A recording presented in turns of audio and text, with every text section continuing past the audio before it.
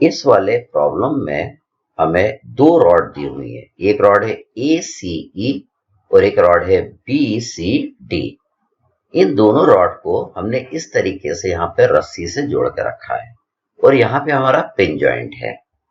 तो वो पूछ रहा है कि इन दोनों सपोर्ट पे रिएक्शन कितना आएगा, रस्सी में टेंशन कितना आएगा, इस पी जॉइंट पे रिएक्शन कितना आएगा।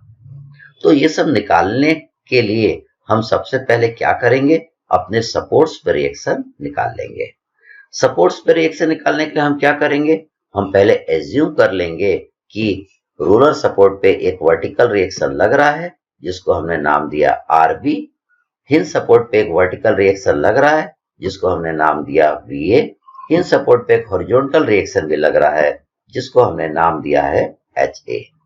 हम पहले रोलर सपोर्ट पे रिएक्शन निकाल रहे हैं by taking moment at hinge support. देखिए मैं A पॉइंट पे मोमेंट ले रहा हूं, तो A पॉइंट पे इन दोनों का तो मोमेंट 0 हो जाएगा क्योंकि ये दोनों A पॉइंट से जा रहे हैं। तो देखिए इनके मोमेंट को मैंने VA के मोमेंट को 0 कर दिया और HA के भी मोमेंट को मैंने 0 कर दिया।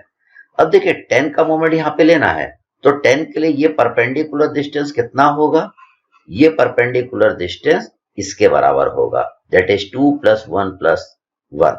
तो ये कितना आ जाएगा 4 मीटर। तो 10 का मोमेंट ए पॉइंट पाएगा 10 × 4। और उसका देखिए नेचर कैसा होगा, इसका नेचर होगा क्लॉकवाइज। अब इस 10 न्यूटन का भी मोमेंट हमको ए पॉइंट पे लेना है, तो हम क्या करेंगे, इस 10 वाले को आगे बढ़ा लेंगे, यहां पे ले आएंगे तो आपको ये परपेंडिकुलर डिस्टेंस मिल जाएगा। ये परपेंडिकुलर डिस्टेंस कितना होगा 3 मीटर। तो देखिए इस 10 का मोमेंट यहाँ पे लेना, तो हम कितना लिखेंगे 10 × 3।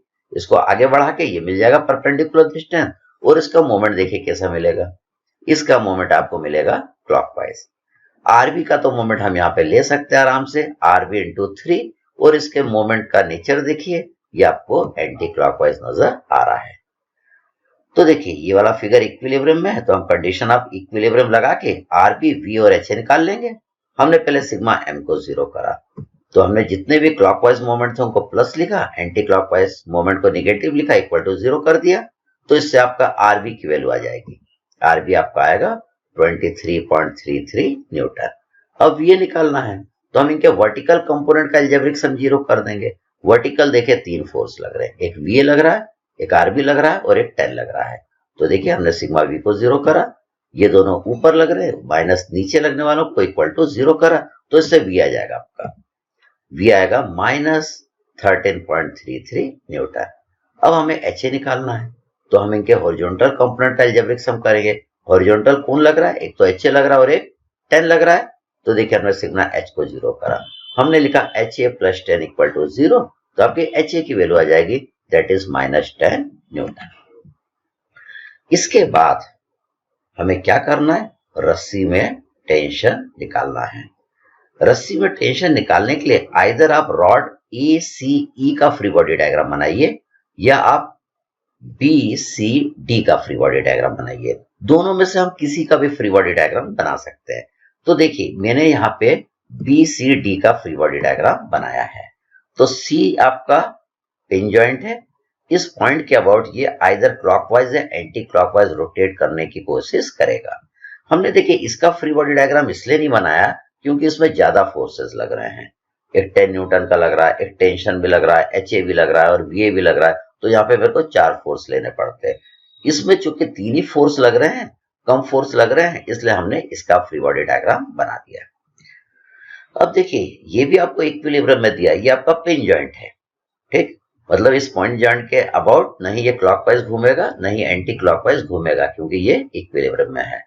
तो देखिए हमको टेंशन T निकालना है, तो हम क्या करेंगे, 10 का मोमेंट इस पे लेंगे, T का मोमेंट इस पे लेंगे, RB का मोमेंट C जॉइंट पे लेंगे और उनके मोमेंट का अलजेब्रिक सम 0 कर देंगे। तो देखिए 10 का मोमेंट मैं C पॉइंट पे ले रहा हूं, तो मैंने क्या करा, 10 न्यूटन वाले को मैंने आगे बढ़ा लिया, ये आगे आपका बढ़ गया 10 न्यूटन वाला। तो देखिए इसके लिए आपको ये परपेंडिकुलर डिस्टेंस दिख रहा है, ये परपेंडिकुलर डिस्टेंस कितना होगा, ये आपका 2 मीटर होगा।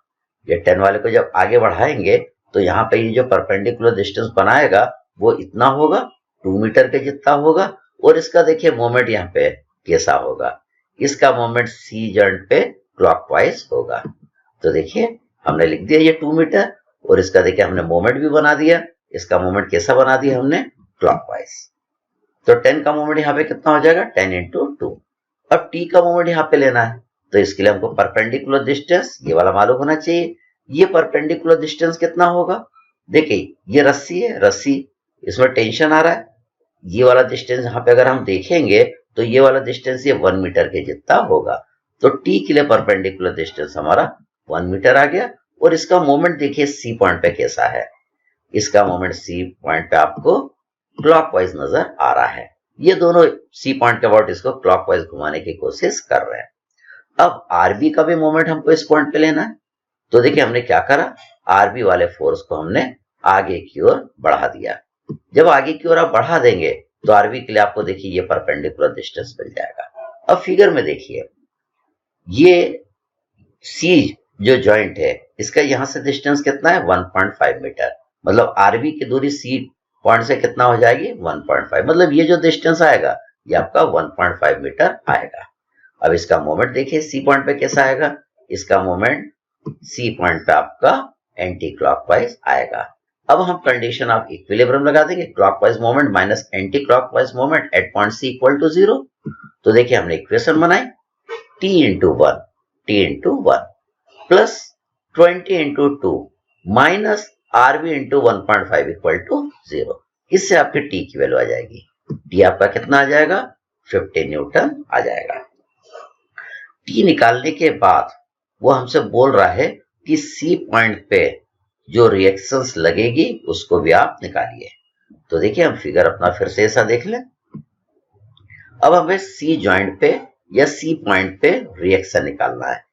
तो यहाँ पे कहीं पे भी आपको रिएक्शन निकालना रहता है तो हम क्या करते हैं, पहले एज्यूम कर लेते हैं कि यहाँ पे एक रिएक्शन ऊपर की ओर लग रही है जिसको हमने नाम दे दिया VC, और यहाँ पे एक रिएक्शन हॉरिजॉन्टल डायरेक्शन में लग रही है जिसको हमने नाम दे दिया HC।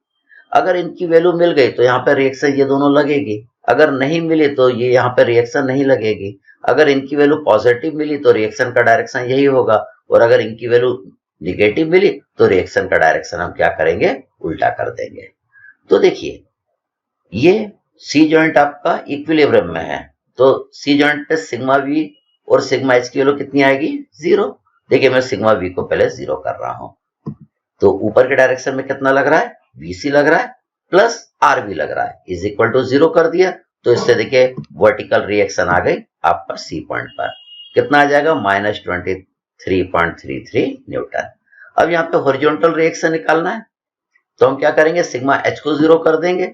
तो देखिए सिग्मा एच को 0 करा तो मैंने किसको लिया, HC को लिया, T को लिया और 10 को लिया, इन तीनों को अलजेब्रिक सम कर दिया। तो इससे देखिए आपका HC की वैल्यू आ जाएगी, that is 5 newton. VC negative आ रहा है, मतलब यहाँ पे वर्टिकल डायरेक्शन में जो फोर्स लगेगा वो नीचे की ओर लगेगा। HC में भी निगेटिव आ रहा है, मतलब यहाँ पे हॉरिजॉन्टल डायरेक्शन में जो फोर्स लगेगा वो राइट हैंड साइड लगेगा। तो हमने इस वाले प्रॉब्लम में सपोर्ट पे भी रिएक्शन निकाल लिया, रस्सी में टेंशन निकाल लिया, और जो आपका सी पॉइंट था यहाँ पे भी हॉरिजॉन्टल और वर्टिकल रिएक्शन निकाल लिया।